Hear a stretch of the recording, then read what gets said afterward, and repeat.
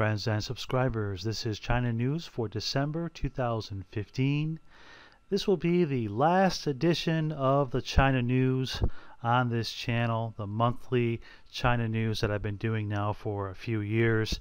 It will allow me to get freed up to do other things. It's going to allow me to concentrate on some different types of content and things that I've got going on outside of this YouTube channel, and it will also be something that you can do on your own. You can search for China News, read between the lines from the mainstream media in the West and the Far East, and decipher what you can from what's really being reported and what is really happening on the ground in Asia.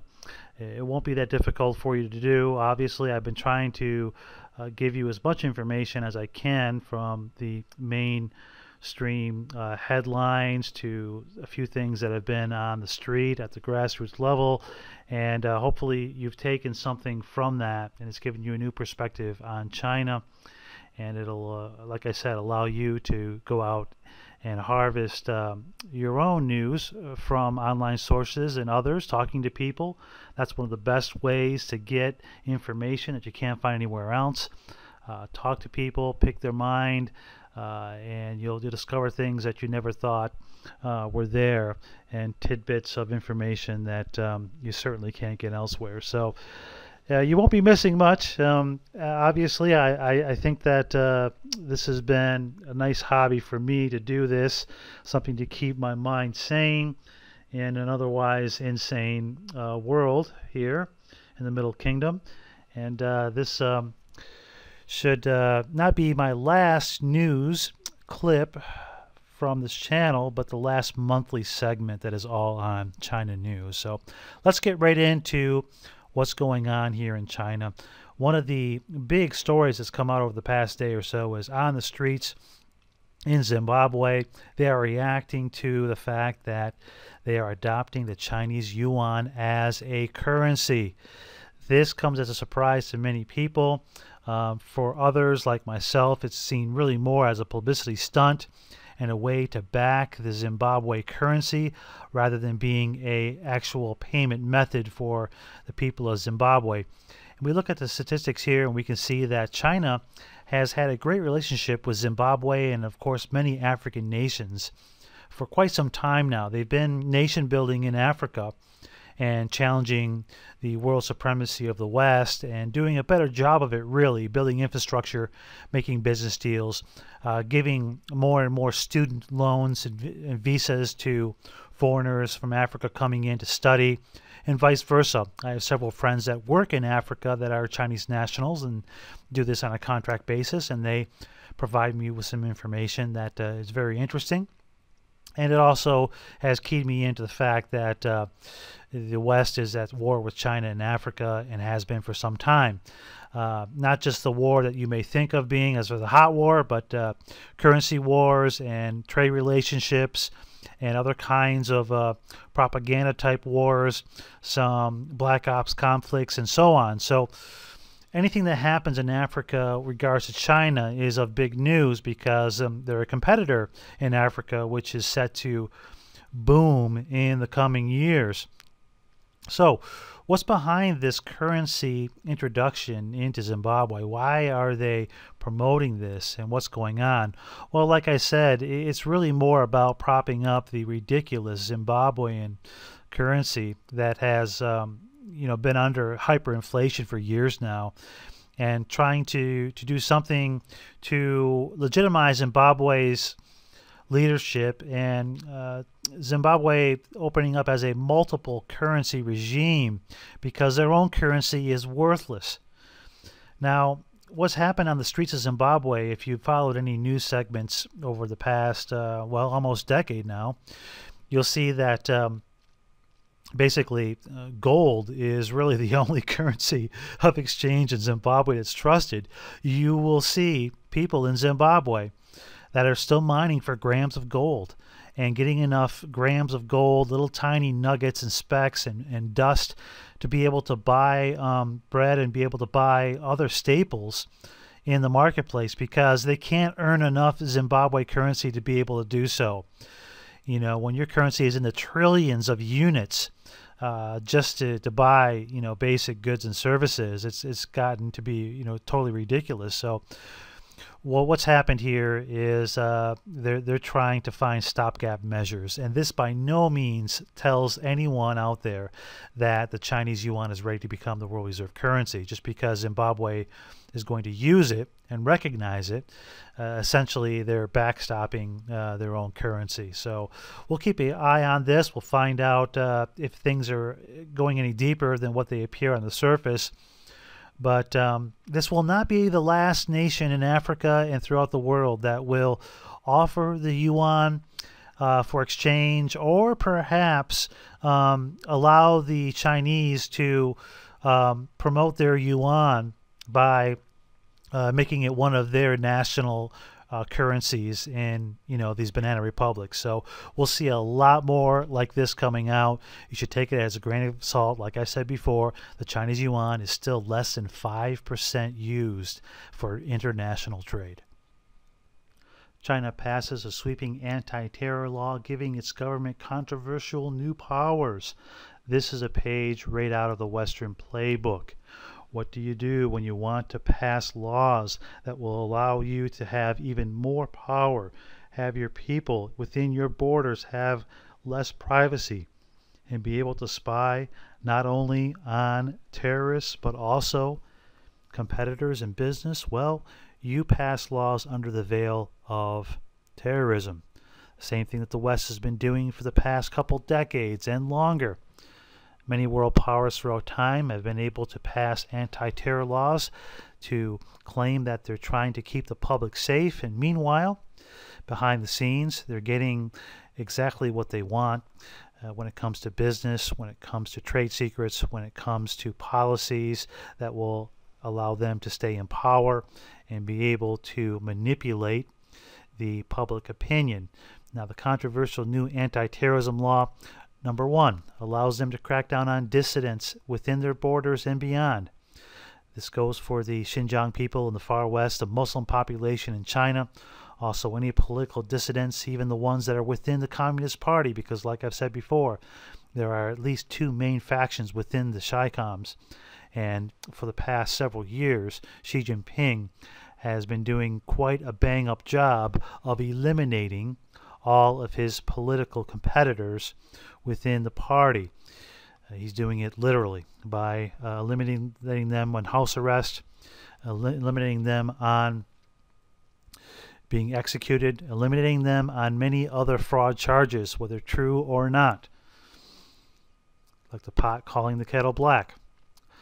And also, this anti-terrorism measure is important because when it comes to business, it will allow the CHICOMs to be able to take a look and peer inside companies that are foreign and are working in China. Even the companies that are not actually headquartered in China with a subsidiary or any employees within the borders, but actually shipping goods into China from abroad. Apple, IBM, Cisco, Microsoft, you get the picture. Either you play ball with the CHICOMs or you don't have access to their market of over 1 billion customers.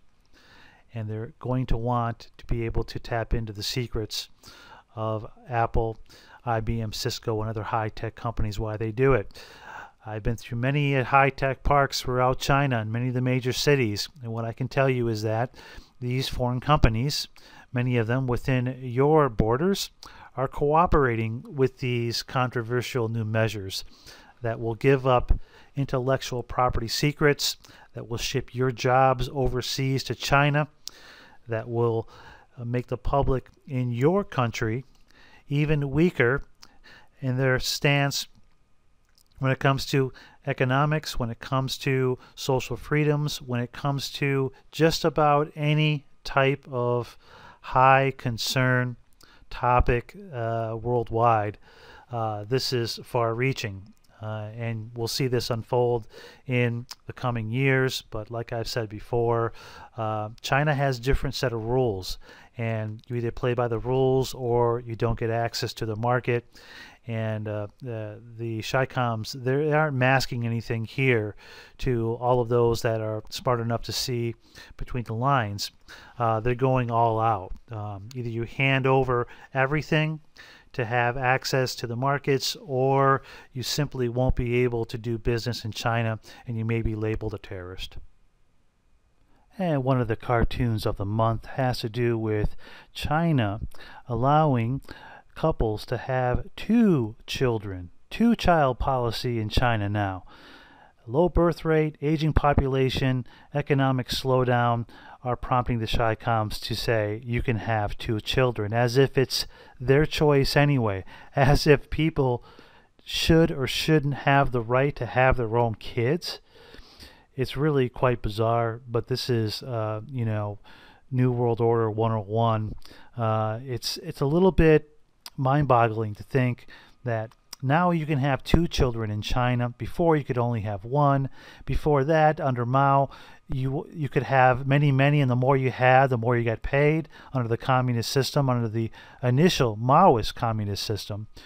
It was seen as a great thing to have more children, and people will get rewarded and encouraged to have more to make the nation strong. So basically, the Chinese people have been mind-fucked since birth for generations now, and it's really amazing that they're as well adjusted as they are, because what's it going to be next time?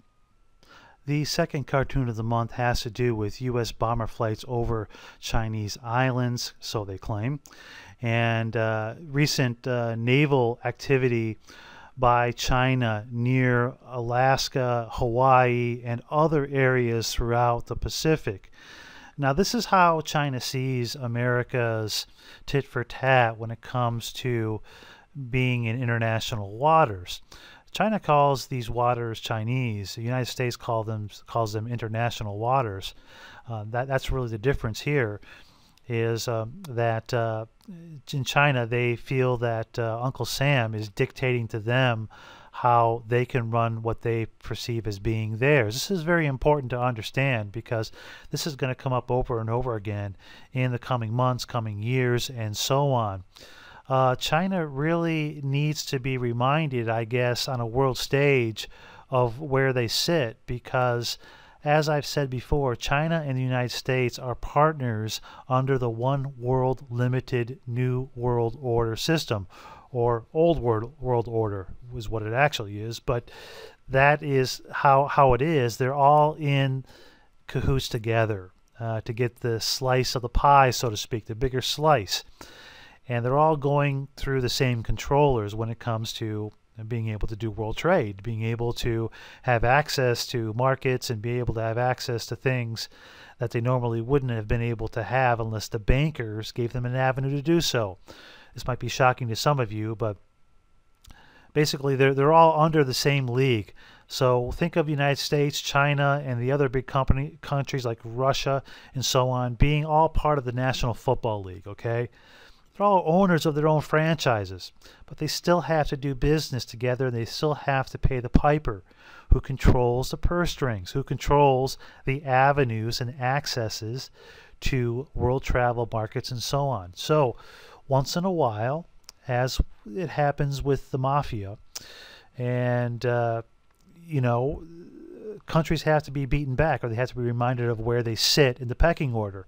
This is happening right now, and this is why you're seeing all these little military displays and skirmishes that don't actually get to be hot, but are preludes of that, because they're trying to remind each other, hey, you're encroaching on our business. This is our slice of the pie. That's your slice of the pie. And you have claims on a slice that's bigger than what the banking establishment has said that you can have. And we're not happy about it. And that's really how it is. It's just, factions fighting against each other. It has nothing to do with ideals. It has nothing to do with politics. It has everything to do with business. This is a sad fact of reality. And that is, I guess more eloquently put by some others, but that's kind of it in a nutshell. These news articles and cartoons will, of course, maybe hint at that, but they won't actually go full bore and explain the nuances of it, because that is the game, basically. They can't reveal the game, otherwise you wouldn't play it. If you knew what the odds really were, you would not be involved in it. So, hence the mask. You are looking at a gold monkey, just in time for the Chinese New Year, Year of Monkey, coming up. And that should spur many Chinese to buy more gold, especially at a discount. Gold and silver are at record lows that we haven't seen in many, many years. And this means a robust season for buying gold and silver, particularly figurines like this, gold and silver Chinese coins, necklaces, jewelry, so on. What's going on with gold in China? As we've reported on many times before on this channel, how much gold is China hiding, and how can you profit from it all? Well, this article here I will leave in the comments section, and that will key you in a little bit more onto what the World Gold Council says and what China claims still in their tonnage of gold, which is far, far below any possible stockpiles that they could have, just based on reported figures coming out of Hong Kong, coming out of Europe, coming out of other marketplaces where China has bought by proxy and taken delivery. Okay, gold loses sparkle for the meantime for wary buyers in China. As we come up on the holiday season here, gold will definitely rebound, but in the recent months here, past few months, gold jewelry has taken a bit of a dive unexpectedly, and that may have to do with a number of factors. There are an awful lot of gold and silver outlets here in China. There are many over-the-counter places where you can buy jewelry. Slowing economy and Beijing's anti-corruption drive are part of the over-the-counter dip in jewelry, to be more specific, because jewelry is seen really more as a gift-giving, a spontaneous purchase, not really an investment type of purchase that has been robust and continues to be robust and isn't going to go down anytime soon. Since the central government here has clamped down on corruption, what's happened is less and less politicians and people connected with the government for big contracts are able to go in and buy gold jewelry for their little sweetheart, their mistress, their wife, their second mistress, and so on. You get the picture. So that is why there's been a dip in retail sales, but without question, the investment grade stuff, the bars, the 0.999, 0.9999 fine stuff is still being bought by proxy and is definitely being hoarded. Good article here. Are China's gold imports rising or slowing? I'll leave that definitely in the comments section, and this will give you some more information if you read through that. And Mr. Lawrence Williams will give you some perspective from London on what's really going on with the gold market in China.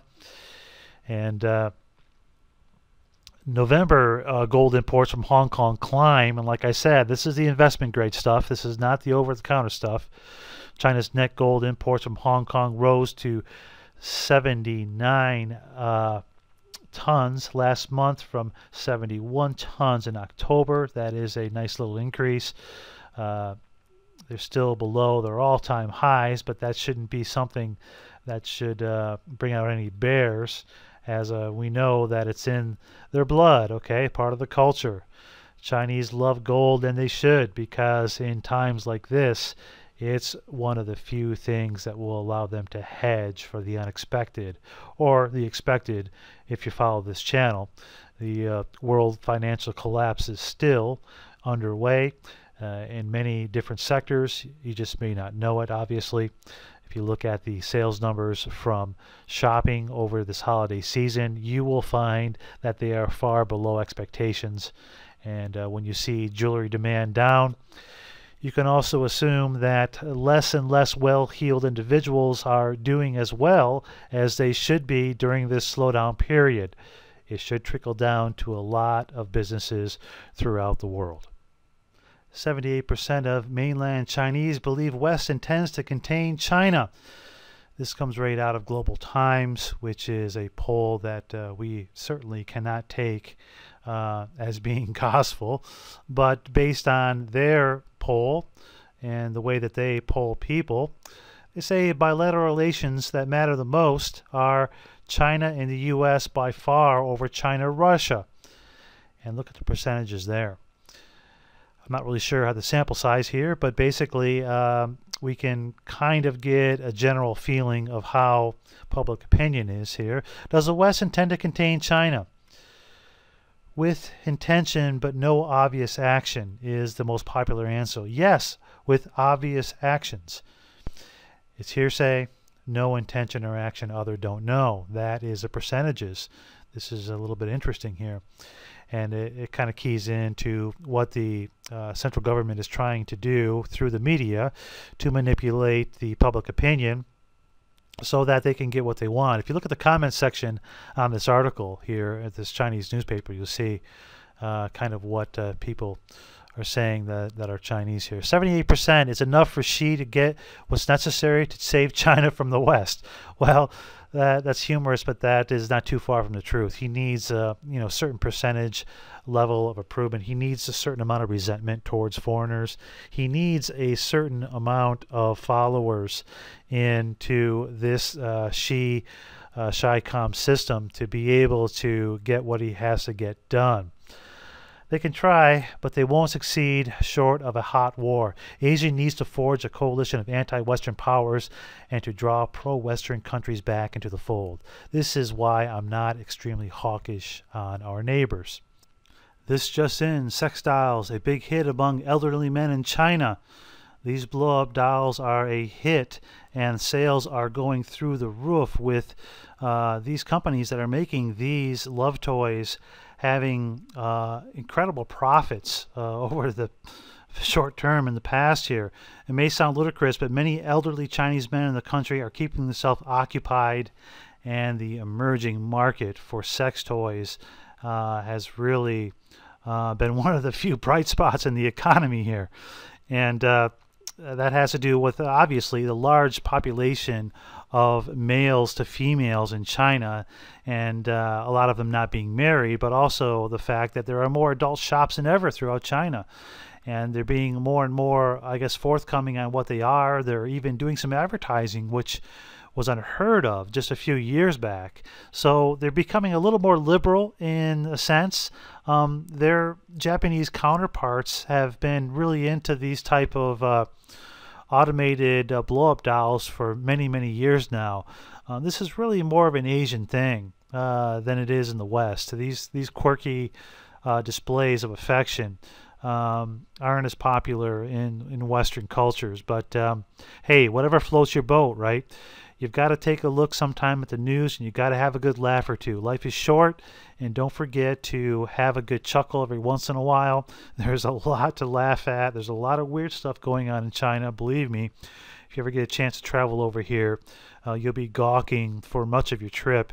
And not only will you get a chance to see some amazing things, be able to sample some amazing food, take back some wonderful teas, and other types of food products, but you'll be laughing nonstop at absurdities like this. So this is the last monthly China news on this channel. It's been a pleasure. It's been a challenge, and hopefully you'll be able to take a look at the absurd news throughout the world and have a chuckle once in a while and see it for exactly what it is.